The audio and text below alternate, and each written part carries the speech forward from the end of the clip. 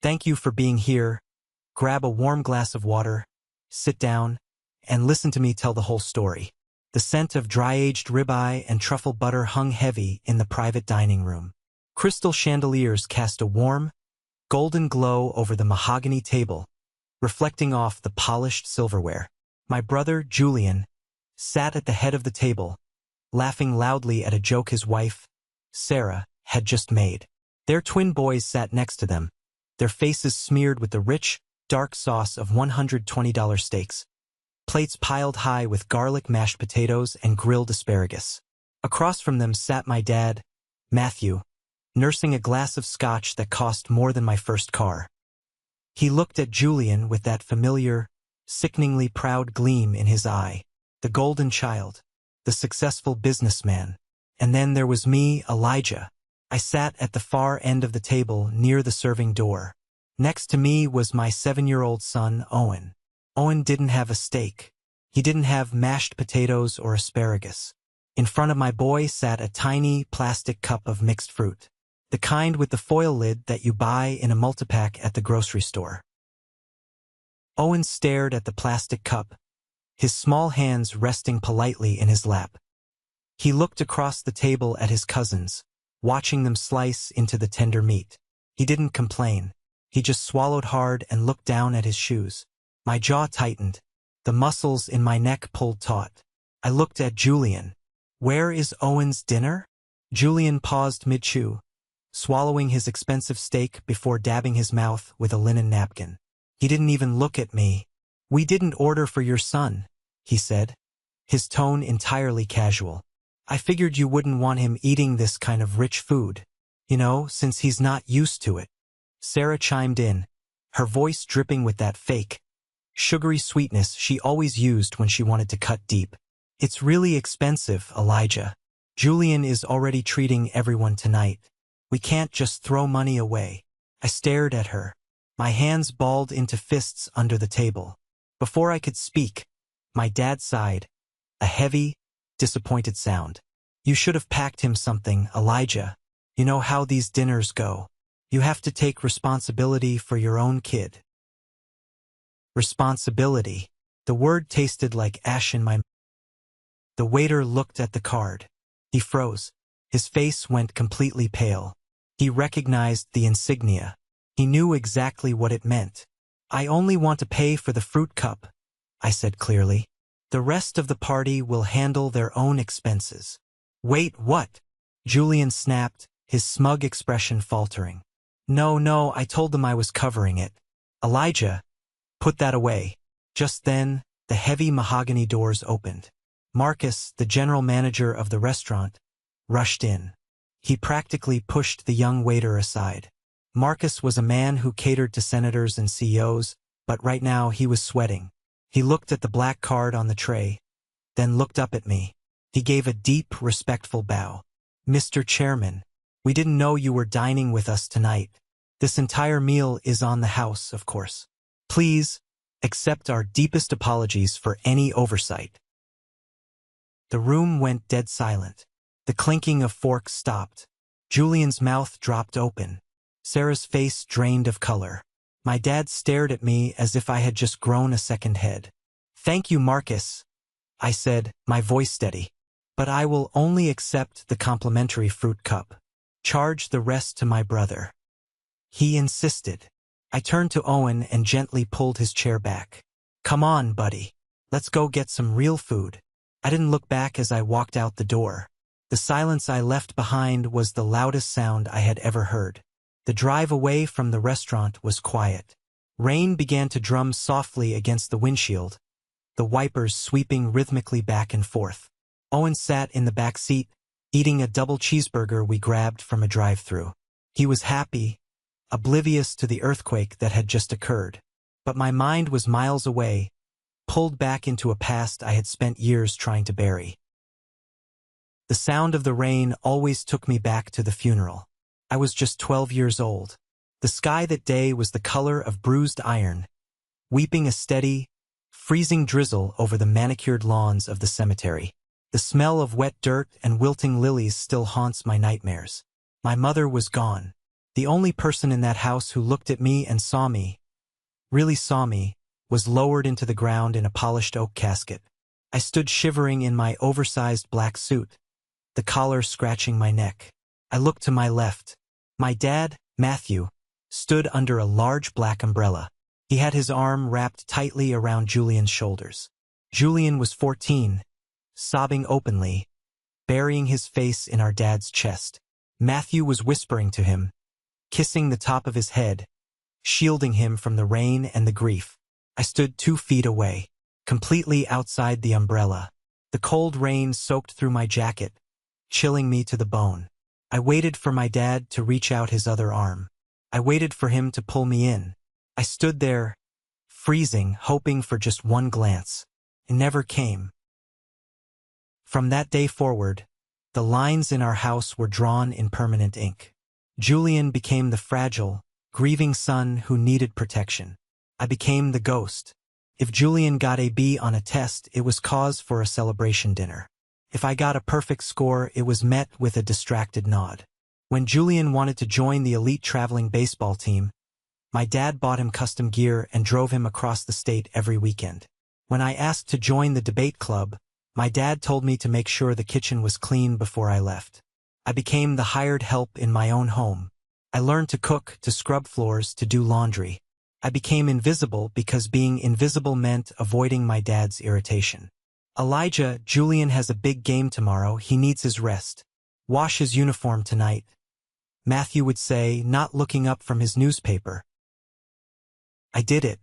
I scrubbed the grass stains out of Julian's pants at midnight while he slept soundly in the next room. I thought if I just worked hard enough, if I was just useful enough, maybe they would love me again.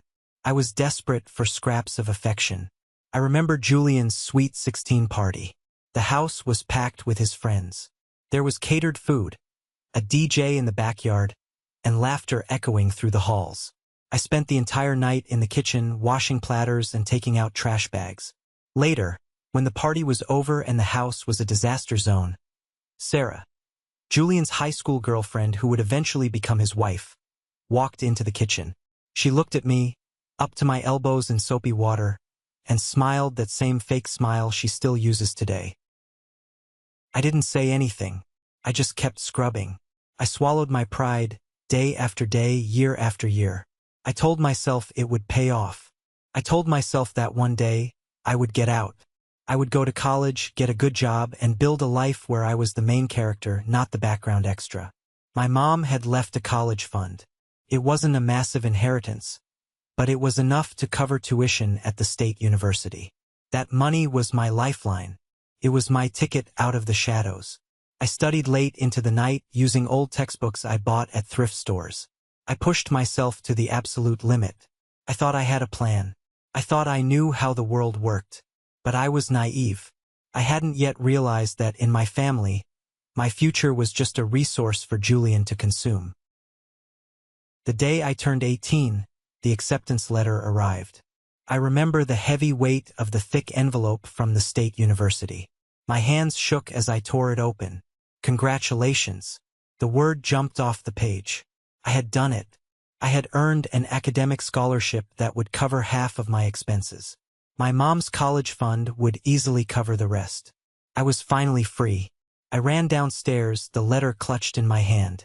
I found Matthew sitting in the living room, going over some paperwork. Julian was sitting across from him, looking unusually serious. "Dad?" I said, my voice breathless with excitement. "I got in. I got the acceptance letter. I need to sign the enrollment papers and transfer the funds from Mom's account." Matthew slowly put down his pen. He didn't smile. He didn't offer congratulations. He just looked at Julian, then looked down at his desk.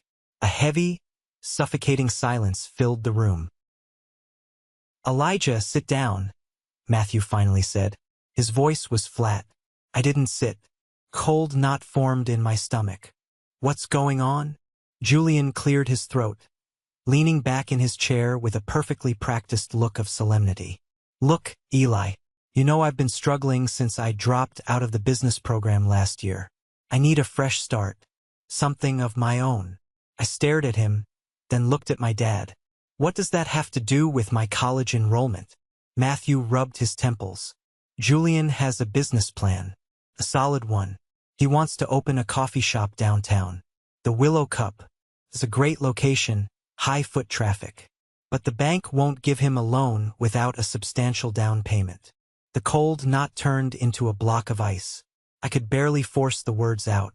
And, Matthew said, finally looking me in the eye, I transferred the money from the trust account this morning. The down payment is secured.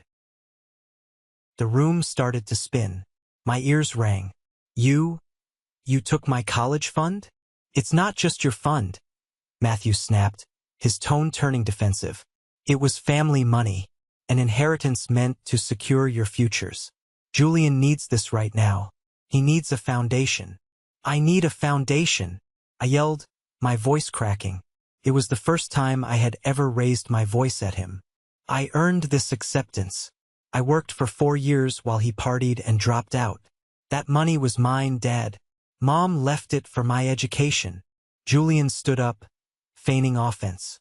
Calm down, Elijah. Don't be so dramatic. It's an investment. When the cafe takes off, I'll pay you back.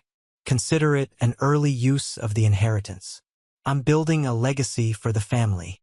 You're building a vanity project. I fired back. I stepped toward the desk, slamming the acceptance letter down. Dad, you can't do this. The deadline is next week. If I don't pay the deposit, I lose my spot. I lose the scholarship. Matthew stood up, his face hardening into that familiar mask of authoritarian rage. Enough. I made a decision as the head of this family. Your brother needs help right now. You are smart, Elijah. You are strong. You'll figure it out. You always do. Julian he's sensitive. If he fails now, he might never recover. The words hit me like physical blows. You'll figure it out. Julian is sensitive. He was punishing me for being capable. He was rewarding Julian for being weak. They were sacrificing my future to build Julian a safety net. I looked at Matthew, really looked at him. I saw the weakness in his eyes, the pathetic need to keep Julian dependent on him. I looked at Julian, standing there with a faint smirk playing on his lips, hiding behind our father's authority.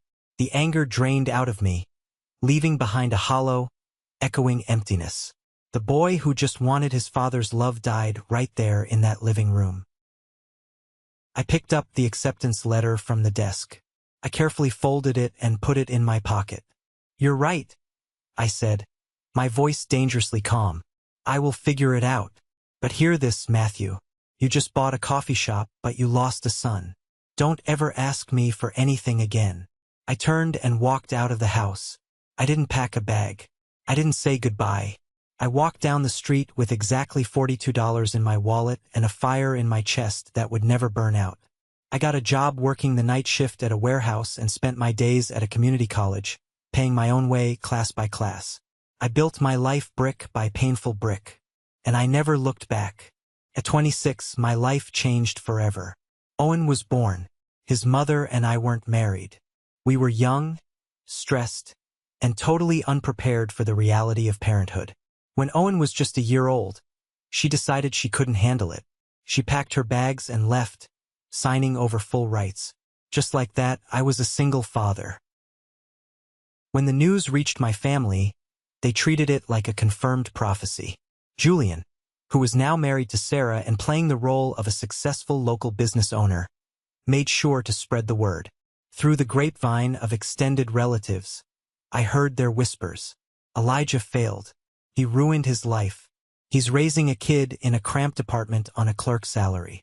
Julian even left a voicemail one night, pretending to be concerned. Eli, it's Julian.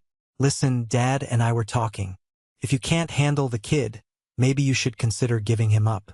I mean, Sarah and I could look into custody if things get too bad. We have the space.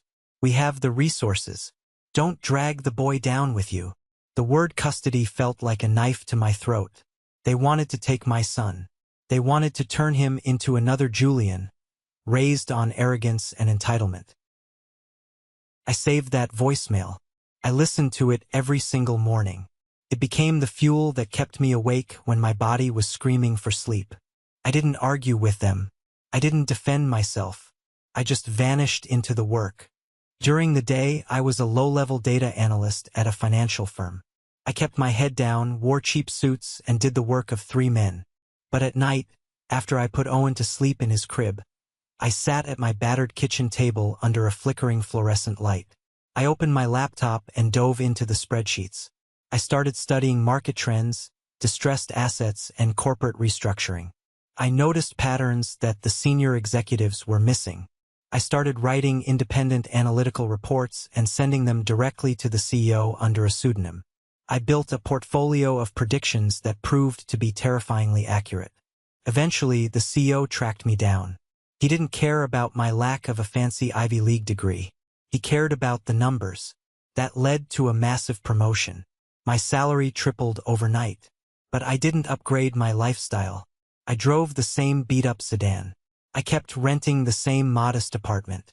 Every spare dollar I earned went into investments. A few years later, I took a massive risk. I left the firm and started my own financial consulting and asset management company. I partnered with Chloe, a brilliant, ruthless corporate attorney who shared my vision.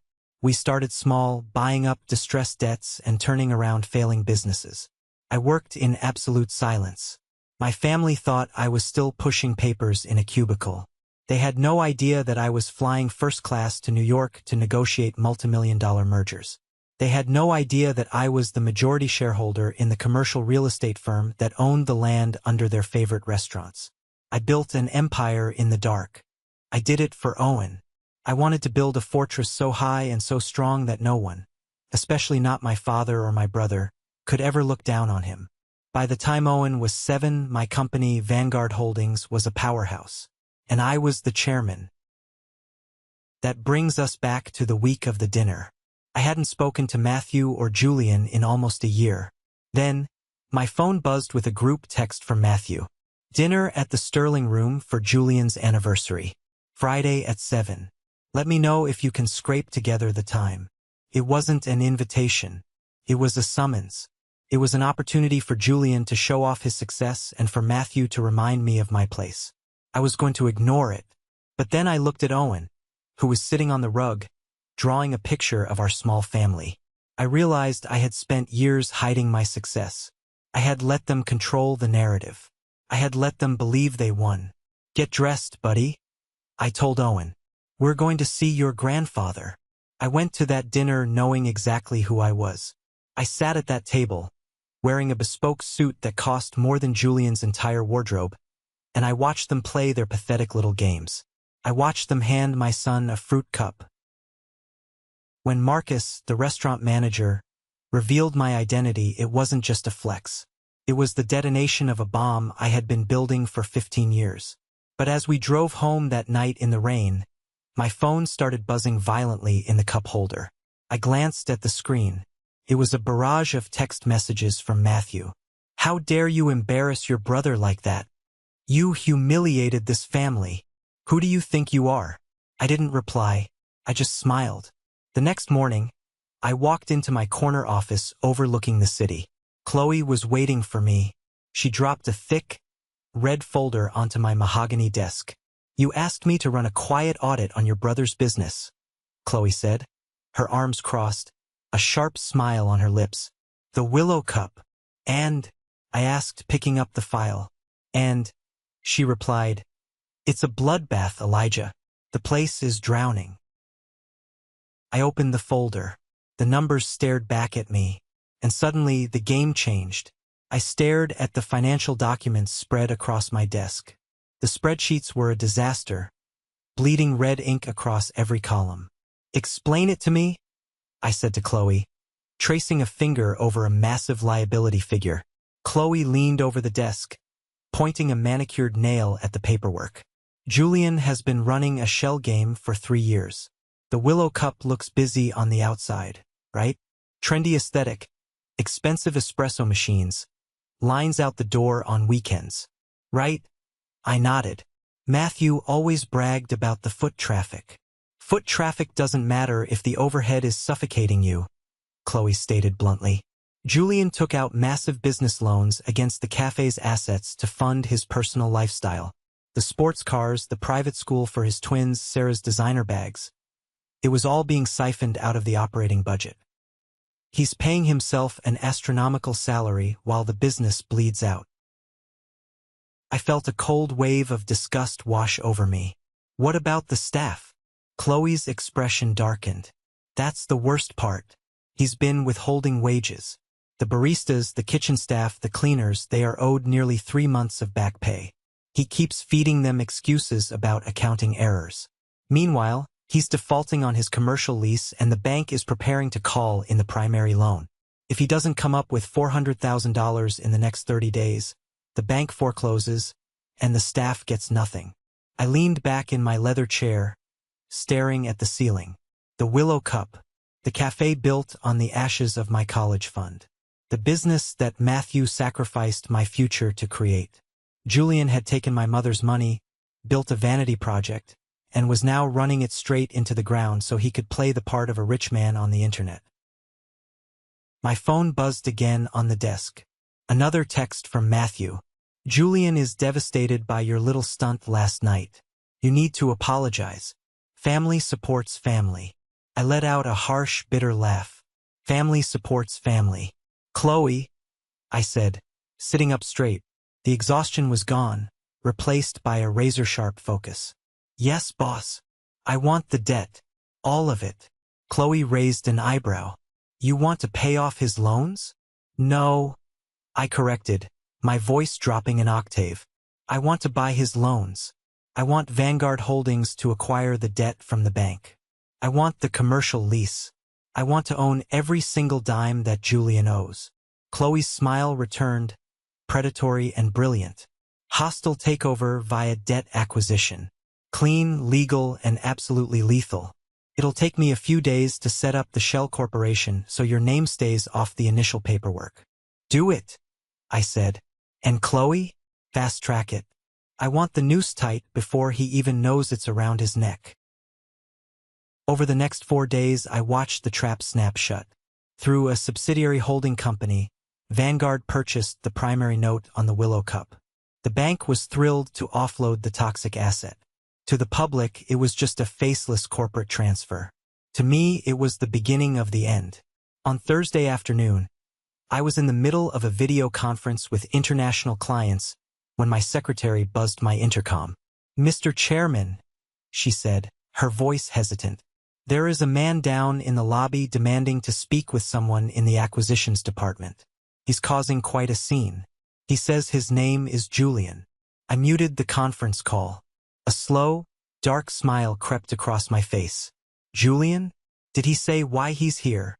He's rambling about his coffee shop, sir. He's demanding a loan extension from Vanguard. He didn't know. He had no idea that the corporate entity that just bought his debt was owned by the brother he had mocked over a fruit cup less than a week ago. Send my VP of acquisitions down to the lobby to handle him, I instructed. Tell him to deny the extension. Categorically. No negotiations. I turned back to my computer screen, pulling up the security camera feed for the lobby. I watched in high definition as Julian paced back and forth across the marble floor. He looked awful. His hair was messy, his expensive suit was wrinkled, and he was sweating profusely. My VP, a stern man named Harris, walked out to meet him. I couldn't hear the audio, but I didn't need to. I watched Julian's frantic gestures. I watched him plead, pointing to a folder of papers. I watched Harris calmly shake his head. No. Julian grabbed Harris by the arm, desperate. Harris stepped back and signaled to security. 2 large guards stepped forward. Julian threw his hands up in defeat, his face red with rage and humiliation. He turned and stumbled out of the revolving doors. The proud, golden child was begging for scraps in my lobby. 10 minutes later, my personal cell phone rang. The caller ID flashed. Matthew. I picked it up. Hello, Dad. Elijah. Matthew's voice was frantic, breathless. Elijah, thank God you picked up. I need your help. We have a family emergency. An emergency? I asked, keeping my tone perfectly neutral. It's Julian. His business. There's been a misunderstanding with the bank. Some predatory corporate firm bought his debt and they are threatening to foreclose next week. He's going to lose everything, Eli. His house, the cars, the business. He's a wreck. That sounds like a terrible situation for him, I said.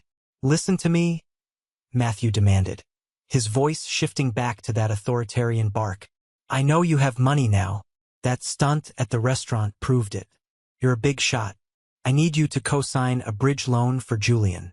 Or better yet, just write him a check. $400,000. It's nothing to a guy like you, right? I gripped the phone tightly. He wasn't asking. He was demanding. He was perfectly willing to reach his hand into my pocket to save his golden boy, just like he had done 15 years ago. No, I said simply. What do you mean, no? Matthew shouted. He is your brother. He is flesh and blood. He is a terrible businessman who stole from his employees to fund a fake lifestyle, I replied coldly. I don't throw my money into a fire, Dad. There was a pause on the line. I could hear Matthew breathing heavily. Then the desperation turned vicious. You selfish bastard, Matthew hissed. Julian warned me about this. He said you would use this to get back at us. You listen to me, Elijah. If you don't help us, Julian has options. He talked to a lawyer. He knows about your past, about the custody situation with Owen's mother. He said he could make a very compelling case to Child Protective Services that your work schedule makes you an unfit father. We can take that boy away from you. The air left my lungs. The temperature in my office seemed to drop 20 degrees. They were threatening my son. Again, because I wouldn't pay their ransom. I stood up slowly from my desk, walking over to the floor-to-ceiling window that overlooked the city skyline. Below me, thousands of tiny cars moved like ants. I felt a terrifying, icy calm settle over my mind. Let me make sure I understand you, Matthew, I said softly. You are trying to extort me. You are threatening to drag my 7-year-old son into a fabricated legal battle over custody unless I pay off Julian's debts. I'm doing what I have to do to protect this family, Matthew yelled, his voice cracking with panic. You are forcing my hand, Elijah. No, I whispered. I'm ending the game. I hung up the phone. I didn't block his number. I wanted the lines open for what was coming next. I hit the intercom button. Chloe, in my office. Now. She walked in 10 seconds later, taking one look at my face and immediately sitting down, pulling out her legal pad. They threatened Owen, I said, my voice dead of any emotion. Chloe's pen stopped. Her eyes narrowed into predatory slits. Then we don't just foreclose. We annihilate. I want the eviction notices drafted, I ordered.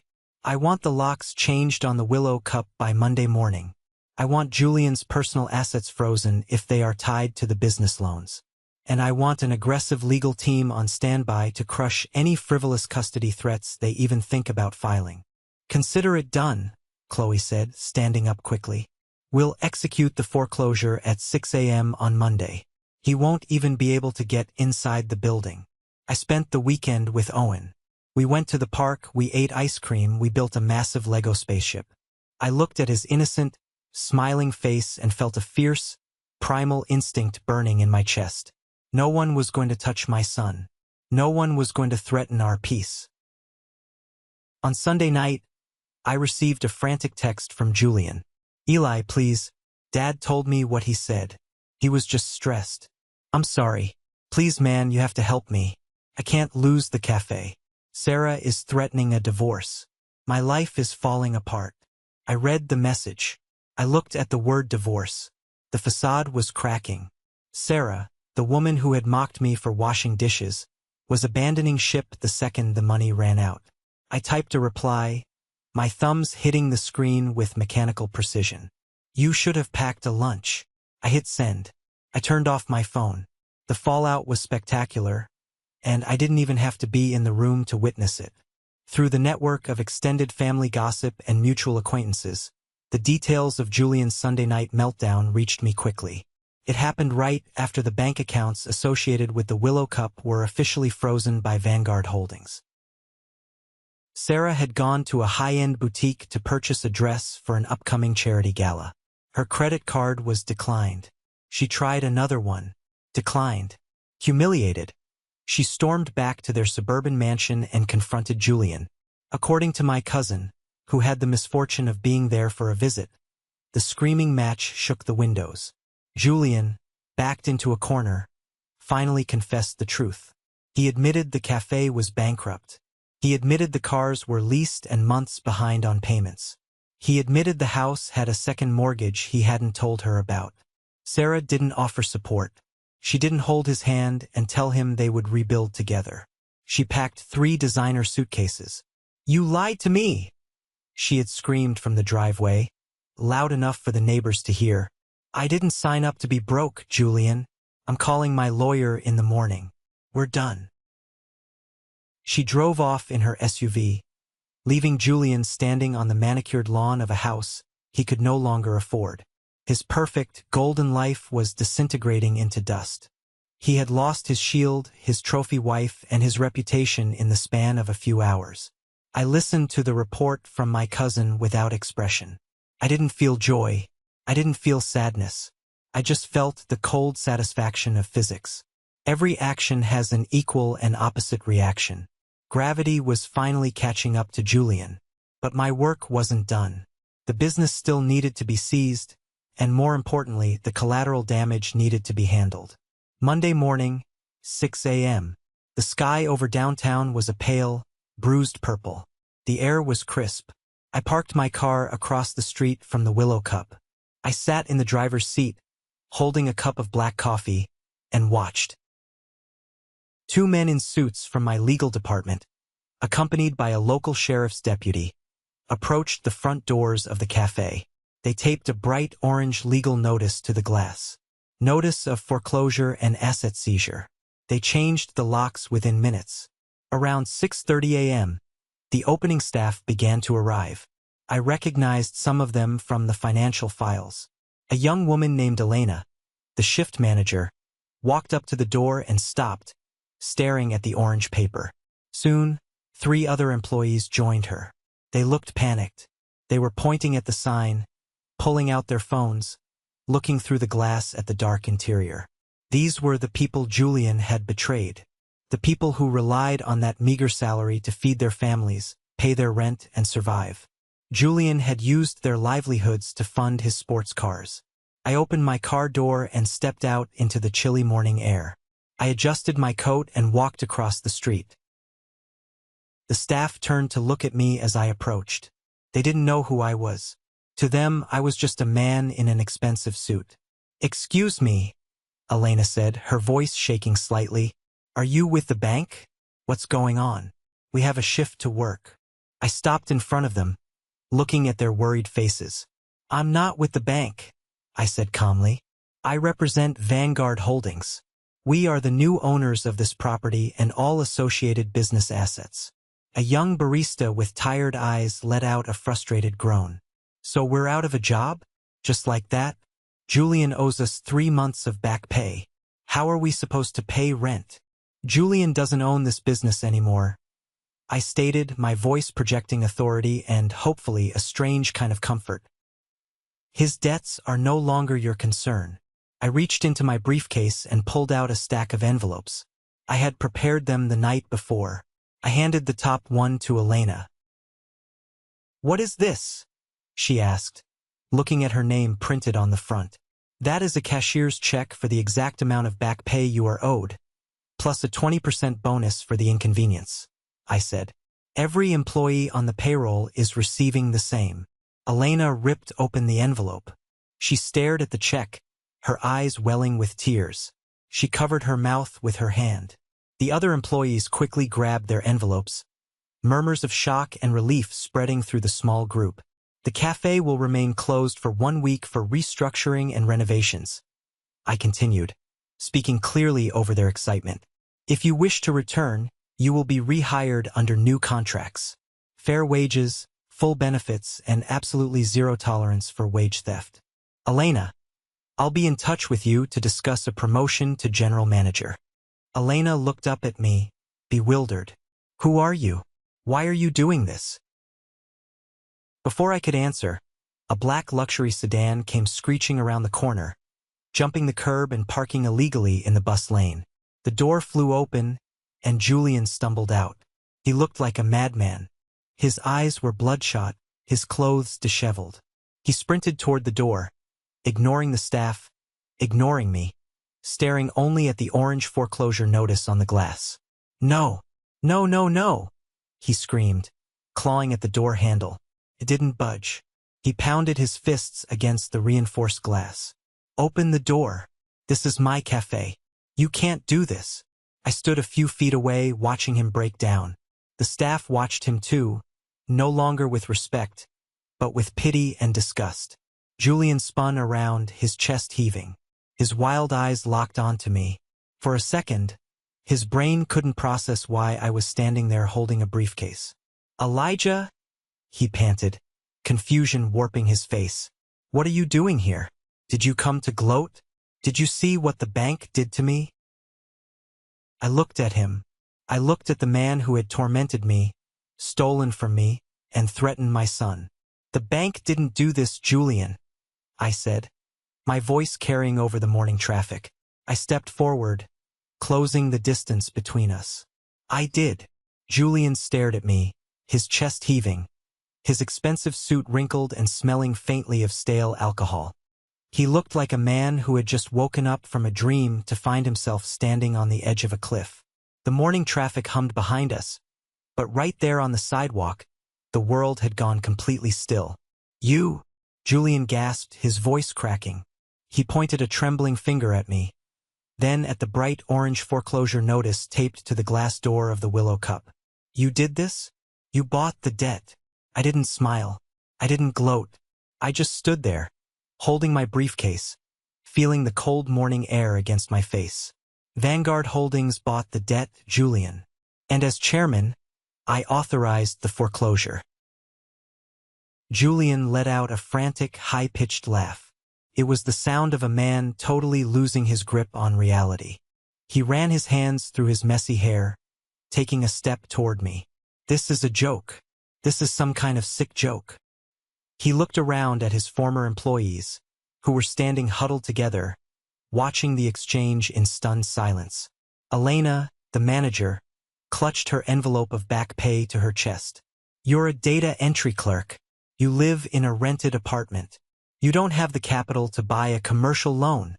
Before I could answer, a silver SUV pulled up abruptly behind my car.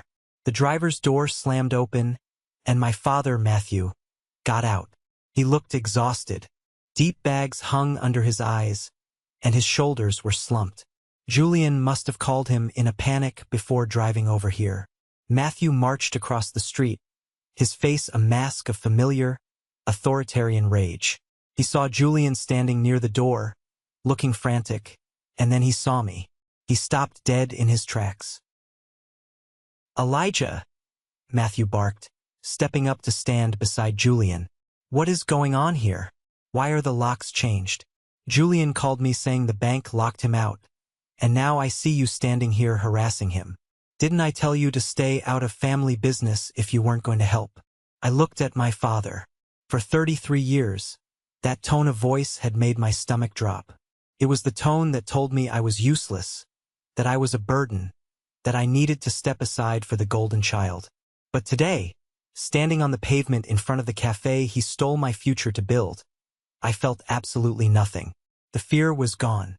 I am the bank, Dad, I said quietly. Matthew blinked, confusion washing over his angry features. What are you talking about? I placed my briefcase on a small wrought iron table outside the cafe.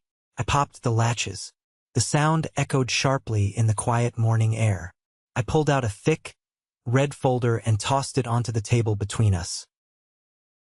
That is a comprehensive audit of the Willow Cup's finances for the last 36 months, I said, my voice projecting clearly so every employee could hear. Julian didn't lose this cafe because the market was bad. He lost it because he treated the operating budget like a personal ATM. Julian lunged forward, trying to grab the folder. "Shut up. You have no right to look at my private financials." I stepped in front of him, blocking his path. My height and physical presence suddenly seemed to register with him, and he shrank back. "I own the debt, Julian. That gives me every right to look at the books," I stated. I turned to look at my father. "Open it, Dad. Look at the second page. Tell me what you see." Matthew hesitated. He looked at Julian, who was visibly trembling now, shaking his head slightly. Matthew slowly reached down and flipped open the red folder. His eyes scanned the highlighted columns. "Look at the dates, Matthew," I instructed, using his first name. 3 months ago, Julian stopped paying his staff their rightful salary. He told them the cafe was struggling. He told them to be patient. But look at the corresponding withdrawal on the very same day. $65,000 transferred out of the business account. "Do you want to know where it went?" Matthew looked up, his face pale. "Where?" "A down payment on a new Porsche," I said, my voice hard as flint. "He stole wages from single mothers and college students so he could drive a luxury car to the country club. The month after that, he skipped the commercial lease payment to fund a lavish vacation to Aspen for Sarah. He drained the equity, maxed out the credit lines, and drove this place into the ground." The employees behind me gasped. Someone muttered a curse word. Julian buried his face in his hands, letting out a pathetic sob. "You lied to me," Matthew whispered, staring at his oldest son. "You told me the big chain coffee shops were driving you out of business. You told me you just needed a bridge loan to survive the quarter. I was going to pay it back."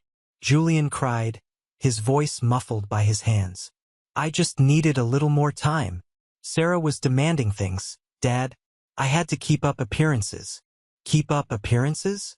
I repeated, my voice rising slightly. "You built a house of cards on the backs of hardworking people. And when it started to collapse, you threatened to call Child Protective Services on me. You threatened my son's custody, Julian. You threatened to take my child away because I wouldn't pay the ransom for your fake life." Matthew's head snapped up. "What? Custody? Julian, you didn't." Julian backed away, shaking his head frantically. "I was desperate. I didn't mean it. I just needed him to give me the money." Matthew stood frozen, staring at the shattered remains of his perfect son. The illusion he had spent decades protecting was completely destroyed. But old habits die hard. Matthew turned his gaze back to me, his jaw tightening. He was a man who hated losing control, and right now he had absolutely none. "Fine," Matthew said, his voice trembling but attempting to sound authoritative. "He made mistakes, terrible mistakes. But you own the debt now, Elijah. You have the power to fix this. Give him the cafe back. Let him restructure. You have enough money, you don't need this place. Do the right thing for your family." I stared at him. The sheer audacity of his request was staggering. He was still doing it. He was still demanding that I lay down my life, my resources, and my success to cushion Julian's fall. I took a slow, deep breath. The anger that had been simmering inside me for 15 years finally boiled over, not in a shout, but in a cold, precise execution. "Fix this?" I asked softly. "You want me to fix this?" I reached into the inside pocket of my suit jacket. I pulled out a small, folded piece of paper. The edges were worn, the paper yellowing with age. I had carried it in my wallet for over a decade. I unfolded it carefully and held it up. "Do you know what this is, Dad?" I asked. Matthew squinted at the paper. He shook his head. "It's the acceptance letter to the state university. The one I received on my 18th birthday." I said, the words heavy and deliberate. "The day you looked me in the eye and told me that my mother's college fund, my entire inheritance, was gone. You stole my future to pay the deposit on this exact building. You handed my life over to Julian so he could play businessman." Matthew swallowed hard. "Elijah, that was a long time ago. We did what we thought was best." "No," I corrected sharply. "You did what was best for him. You threw me to the wolves and expected me to die in the cold. You told me I was strong enough to figure it out while he was too sensitive to fail. Well, you were right about one thing, Matthew. I figured it out. I pointed at the cafe behind me. I didn't come here today for revenge, I stated, my voice echoing off the brick walls of the street. Revenge would be burning this place to the ground. Revenge would be letting the bank take his house and his cars, leaving him with absolutely nothing. This isn't revenge. This is asset recovery. Julian fell to his knees on the sidewalk. He actually fell to his knees, weeping loudly, his hands covering his face. It was the most pathetic thing I had ever seen. The golden child completely broken. This building, this business was bought with my money, I continued, my eyes locked on Matthew. It was bought with the blood and sweat of my teenage years, working night shifts in a freezing warehouse because you robbed me. So no, Dad, I am not giving it back. I am taking what is rightfully mine. The debt is called in. Julian is evicted. And as of this morning, Vanguard Holdings owns the Willow Cup. Matthew looked at me, and for the first time in my life, I saw genuine fear in his eyes. He realized he was no longer looking at the quiet, obedient boy he could push around. He was looking at a man who held his entire family's legacy in the palm of his hand. You're destroying your family, Elijah? Matthew whispered, a single tear escaping his eye and rolling down his wrinkled cheek. I'm not destroying anything, I replied, packing the red folder back into my briefcase and snapping the latches shut. I'm just finally closing the account. I turned my back on them. I walked over to the group of employees, who were watching me with wide, respectful eyes. I looked at Elena. Take the week off with pay, I told her warmly. Rest up. We have a lot of work to do when we reopen next Monday. I'll send my contracting team in tomorrow to start cleaning up the mess. I didn't look back as I walked to my car. I got in, started the engine, and drove away. I left Julian weeping on the pavement, and my father standing over him, entirely helpless. The storm had finally broken, and the air felt cleaner than it had in my entire life. The next few weeks were a blur of intense, satisfying work. I didn't step foot in Vanguard headquarters. I handed daily operations over to Chloe and focused entirely on the Willow Cup. It wasn't just a business asset to me. It was a monument to the past, and I was determined to scrub the failure out of its walls. I hired a professional contracting crew to come in and overhaul the entire space. We tore out the cheap, trendy decorations Julian had bought on credit. We stripped the floors back to their original hardwood, exposed the beautiful brick walls, and installed warm, inviting lighting. We brought in state-of-the-art espresso machines and partnered with a local, sustainable coffee roaster. But the most important changes weren't cosmetic. I sat down with Elena in the newly renovated back office. The room used to be Julian's sanctuary, filled with expensive cigars and leather furniture he never paid for. Now it was a functional workspace with a clean desk and proper filing cabinets. Elena, as of today, you are officially getting that promotion to general manager, I told her, sliding a fresh contract across the desk. Your salary is being bumped up by 40%, and you'll receive a quarterly bonus based on profit margins. Elena read the contract, her hands shaking slightly. She looked up at me, tears brimming in her eyes. Elijah, this is life-changing. I don't know how to thank you. You thank me by running this place the right way, I said with a smile. No more secrets. No more cutting corners. I want transparency, and I want the staff treated like human beings. We needed to hire more people for the reopening. I gave Elena strict instructions. We reached out to a local women's shelter and a community outreach program. We hired 3 single mothers who were desperately trying to get back on their feet. We offered them flexible shifts so they could manage childcare, full healthcare benefits, and a starting wage that actually allowed them to buy groceries without panic. I remembered what it felt like to be a single parent, staring at a bank account with $14 in it, wondering how I was going to buy diapers for Owen. I remembered the sheer terror of poverty. Julian used his privilege to step on people. I was going to use my power to pull them up. The grand reopening of the Willow Cup was quiet. No balloons, no loud music, no obnoxious social media campaigns. We just unlocked the front doors on a crisp Monday morning and turned on the open sign. By noon, the place was packed. Word travels fast in a community. People had heard about the change in ownership, they had heard about the employees getting their back pay, and they came out in droves to support the new vision. I stood behind the counter, wearing an apron over my dress shirt, helping Elena pull espresso shots. The cafe was filled with the sound of grinding coffee beans, laughter, and warm conversation. Felt alive. Felt right. Later that evening, after the doors were locked and the staff had gone home, I was wiping down the front counter. The cafe was quiet, smelling of roasted beans and citrus cleaner. My cell phone buzzed on the counter. The caller ID showed my father's name. I hadn't spoken to Matthew since the confrontation on the sidewalk. I let it ring 3 times before wiping my hands on a towel and picking it up. "Hello, Matthew," I said. "Elijah." His voice sounded incredibly old. It was weak, stripped of all the booming authority that used to define him. "Are you busy? Can you talk for a minute?" "I have a few minutes." "What is it?" There was a long, heavy silence on the line. I could hear him taking a deep, shuddering breath. "I drove past the cafe today," Matthew said quietly. "It looks beautiful. It looks the way your mother always dreamed it would." I stopped wiping the counter.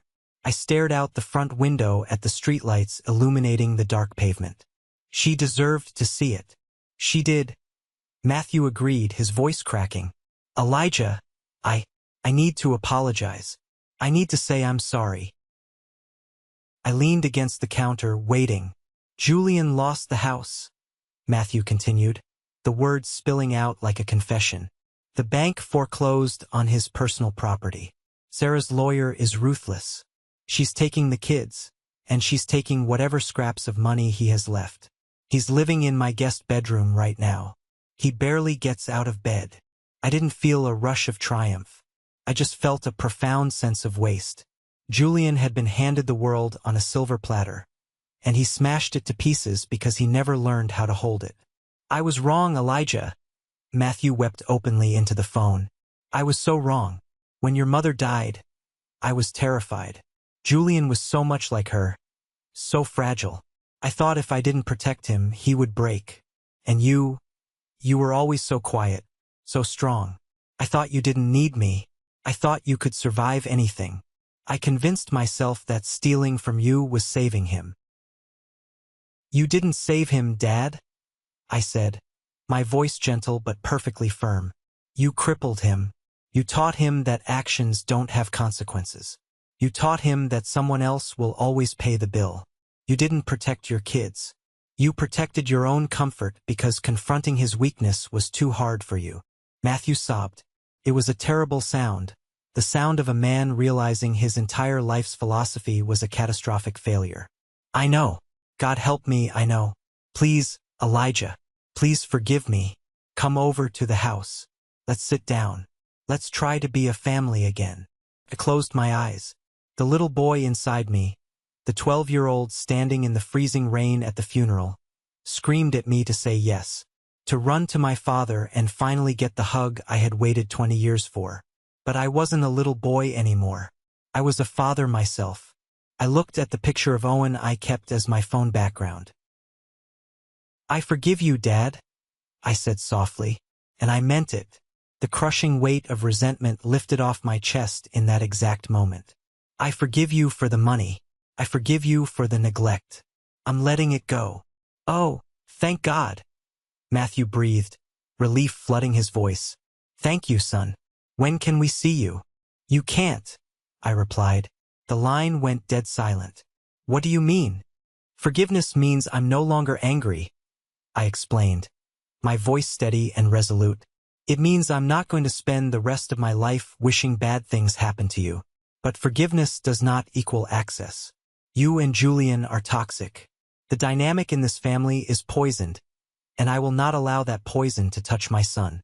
Owen will grow up knowing peace. He will never sit at a table and be handed a fruit cup while everyone else eats steak." "Elijah, please," Matthew begged. "I wish you the best, Dad. I truly do. Tell Julian I hope he finds a way to stand on his own 2 feet. Goodbye. I hung up the phone. I didn't block the number. I just walked over to the front door, turned off the lights, and walked out into the cool night air. I felt lighter than I ever had. The chain was finally broken. 3 months passed. The seasons changed, the leaves turning brilliant shades of orange and gold, falling gently onto the sidewalks of the city. The Willow Cup was thriving beyond my wildest expectations. Elena was a phenomenal manager, the staff was happy, and the profits were steady. Vanguard Holdings continued to dominate the corporate sector, but I found myself spending more and more time at the cafe. It was my sanctuary. One chilly Tuesday afternoon, I was sitting at a corner table with my laptop, reviewing some quarterly reports. Through the large front window, I noticed a figure standing across the street, partially hidden behind a large oak tree. It was Julian. He looked entirely different. The custom-tailored suits were gone, replaced by a faded gray hoodie and a pair of worn-out jeans. His hair was longer, unkempt. His shoulders were hunched against the wind. He was staring at the cafe, watching the customers walk in and out with steaming cups of coffee. I knew from the family grapevine that his divorce had been finalized weeks ago. Sarah's lawyer had absolutely destroyed him in court. She got full primary custody of the twins, the remaining liquid assets, and a massive chunk of his future earnings for alimony. He was completely broke, working part-time at a cheap diner on the edge of town just to pay the rent on a small studio apartment. I watched him stand there in the cold for 10 minutes. He looked like a ghost haunting the site of his own demise. I closed my laptop. I stood up, walked out the front door, and crossed the street. Julian saw me coming. He stiffened, looking like a stray dog expecting to be kicked. He didn't try to run away, though. He just stood his ground. I didn't offer pity.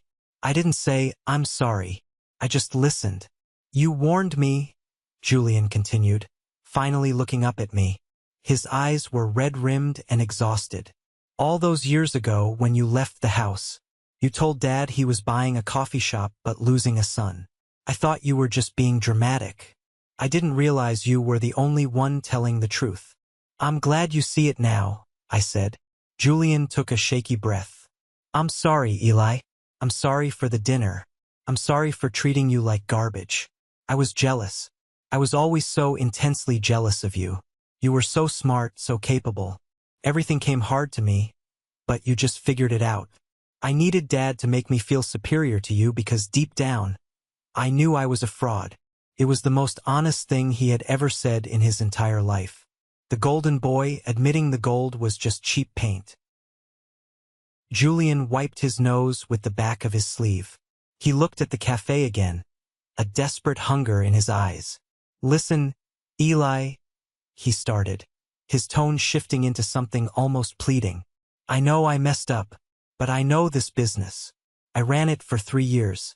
I know the vendors, I know the local market. I heard you made Elena the general manager. That's great, good for her. But you need a regional director, someone to oversee expansion. I could do that. I could help you grow the Willow Cup into a franchise. Just give me a management position, a chance to prove myself." I stared at him. For a moment, I wondered if he was truly delusional, or if he was just that desperate. He still thought he deserved to skip the line. He still thought he was entitled to a corner office. "No," I said instantly. Julian flinched. "Come on, Eli. I'm your brother. I'm apologizing. I'm begging you. I can't keep flipping burgers at that diner. I'm dying inside." "You're not dying, Julian. You're just experiencing reality for the very first time," I told him, my voice completely devoid of anger, just stating facts. "You ran this business into bankruptcy. You stole from your employees. You have zero credibility as a manager." Julian's shoulders slumped. The last spark of hope died in his eyes. He nodded slowly, accepting the defeat. "Right? Okay. I get it. I shouldn't have asked." He turned to walk away. "Wait," I called out. Julian stopped and looked back over his shoulder. I reached into the inside pocket of my jacket. I pulled out a folded piece of paper and walked over to him, holding it out. "What's this?" Julian asked, eyeing the paper suspiciously. "It's an employment application," I said, "for a barista trainee position. Minimum wage plus tips. You start at the bottom. You learn how to sweep floors, pull shots, and clean the grease traps. You report directly to Elena, and if you give her a single ounce of attitude, she will fire you on the spot. No special treatment. No safety net." Julian stared at the paper in my hand. His jaw clenched. I could see the battle raging inside his head. His massive ego was fighting against his desperate reality. Taking an entry-level job at the cafe he used to own, reporting to the woman he used to boss around, was the ultimate humiliation. "You want me to wash dishes?" he whispered. "I washed your dishes for 10 years, Julian," I reminded him softly. "It builds character. The choice is yours." I pressed the application into his hand. I turned around and walked back across the street, leaving him standing there in the cold, staring at the piece of paper that represented his only way forward. Later that afternoon, the cafe was winding down for the day. I was in the back office, helping Elena sort through some old inventory boxes we had pulled out of the deep storage closet. The closet was a mess, filled with junk from the previous owners before Julian even took over the space. We were clearing it out to make room for new coffee bean shipments. "Elijah, come look at this," Elena called out from the dusty corner of the storage room. I walked over. She was holding a small, weathered wooden box. The brass hinges were tarnished green with age. "It was wedged behind a loose brick in the back wall," Elena explained, wiping dust off the lid. "It looks incredibly old." I took the box from her. My heart skipped a sudden, strange beat. I recognized the carving on the lid. It was a willow tree, my mother's favorite motif. "Give me a minute, Elena," I said softly. She nodded and quietly stepped out of the room, closing the door behind her. I set the box on the desk. My hands were shaking. I pried the small brass latch open. Inside, resting on a bed of faded velvet, was a small, leather-bound notebook. I carefully lifted the notebook. The leather was dry and cracking. I opened it to the first page. The handwriting was elegant, looping, and instantly recognizable. It was my mother's handwriting. The date at the top of the page was from 21 years ago, 2 months before she passed away. I sat down in the office chair and began to read. "My dearest boys, if you are reading this, I am gone.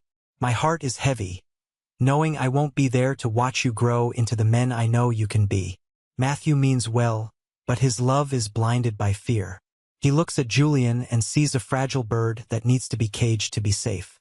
He looks at Elijah and sees a stone that needs no shelter. He is wrong about both of you. Julian, my sweet boy, I fear your father's protection will be your undoing. He will shelter you from failure, and in doing so, he will strip you of your resilience. You must learn to fall, my son. It is the only way you will ever learn to stand up. Elijah, my quiet, brilliant Elijah." Tears blurred my vision. I wiped my eyes quickly, my chest tightening with an emotion so powerful it threatened to break my ribs. "You listen more than you speak. You observe the world with such a heavy heart. I know your father pushes you aside. I see it even if I haven't been strong enough to stop it. But do not let his blindness define your worth. Your strength is not a weapon to be used for labor. It is the foundation of an empire. I leave behind my college. I love you both endlessly, Mom." I closed the notebook.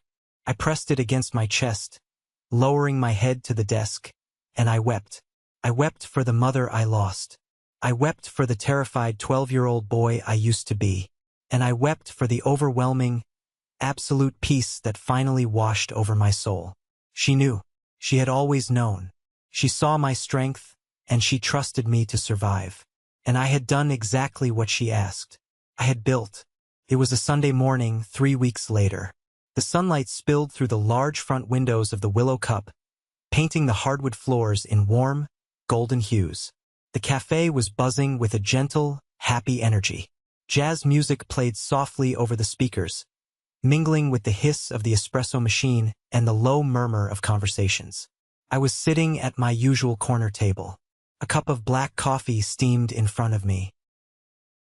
Next to me sat Owen. He was intensely focused on a large piece of drawing paper, his tongue sticking out slightly in concentration as he used a bright blue crayon to color a spaceship. He looked happy. He looked safe. He was growing up in a world where he was fiercely loved and completely protected. I took a sip of my coffee and looked across the room. Julian was there. He was wearing a dark green apron over a plain t-shirt. He was holding a damp rag, methodically wiping down a table that a customer had just vacated. He looked tired. He had dark circles under his eyes, and his hands were rough from washing dishes. But as I watched him, I realized something. He didn't look frantic anymore. The desperate, anxious energy of a man trying to maintain a lie was completely gone. He was just a guy, doing a hard day's work to earn an honest paycheck. Elena walked past him, carrying a tray of pastries. Table 4 needs a wipe down next, Julian. Then check the trash bins. On it, boss, Julian replied, without a hint of sarcasm. He moved to the next table. For a brief second, he paused and looked over at my corner. Our eyes met across the crowded cafe.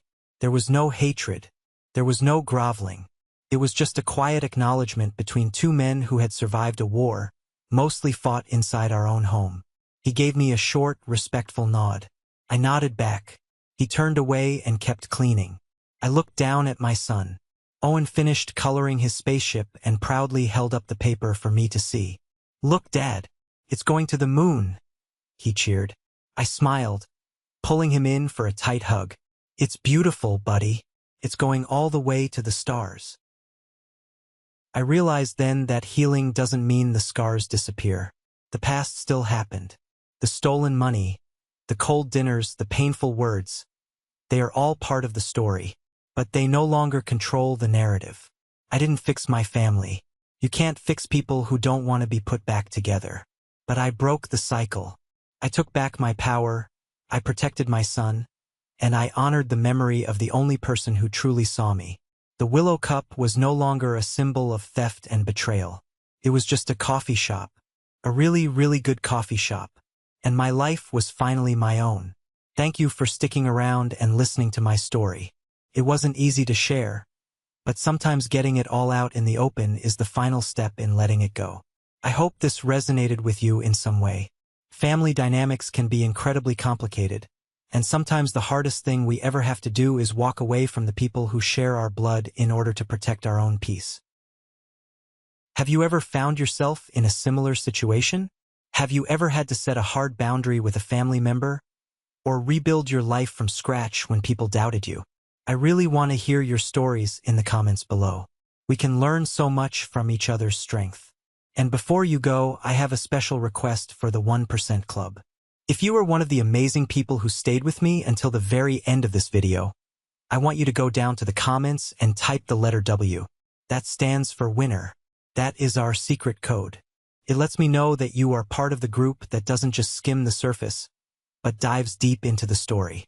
Seeing those W's in the comments truly makes my day and keeps me motivated to share more. Please don't forget to hit that like button, and if you haven't already, click follow so we can stay connected for the next story. Take care of yourselves, protect your peace, and I will see you all in the next video.